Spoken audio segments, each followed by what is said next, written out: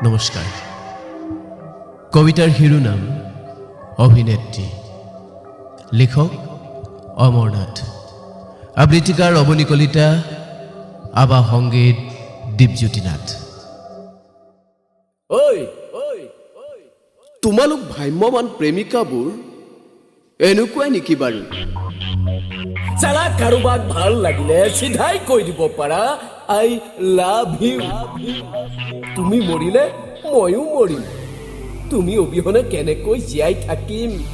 বিদ্যা শপত মোৰ গোটেই জীৱন তোমাতেই বিলীন হয় এইবোৰ বলিয়ানি নেকি বাৰু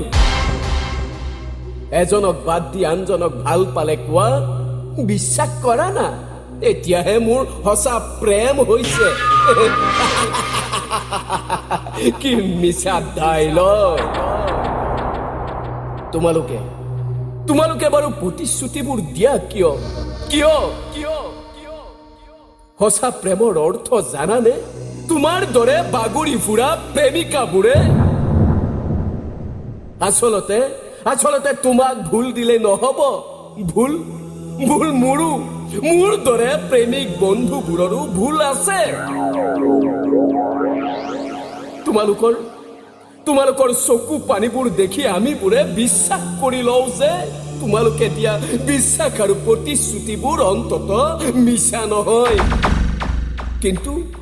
তোমালোকৰ চকু পানীবোৰ যে সাপৰ ফুচফুচনি আৰু ঘৰিয়ালৰ চকু পানীৰ দৰে মূল্যহীন খুব সোনকালে চালা মৰম ভাল পৰ নাটক ৰচিব জানা তোমালোকে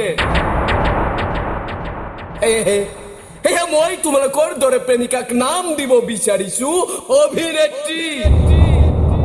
এইখিনিতে উল্লেখযোগ্য যে